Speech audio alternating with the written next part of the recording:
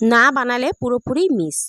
একটা কড়াইয়ের মধ্যে পেঁয়াজ কুচি, গ্রেট করে রাখা গাজর কুচি, আলু কুচি, স্বাদ মতো নুন, গোলমরিচ গুঁড়ো, আদা রসুন বাটা, কাঁচা লঙ্কা, ঝালের গুঁড়ো, হলুদের গুঁড়ো দিয়ে ভালো করে একটু সতে করে নেব। তার মধ্যে হাফ চামচ সয়া সসও দিয়েছি, বেশ কিছুটা ধনিয়া পাতা দিয়ে ঠান্ডা করতে রেখে দেব।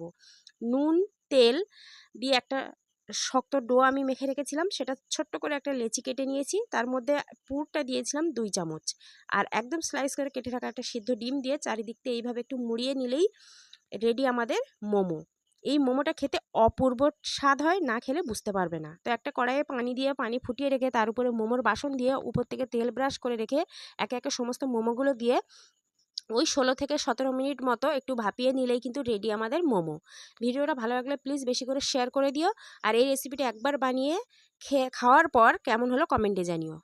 আল্লাহ হাফেজ।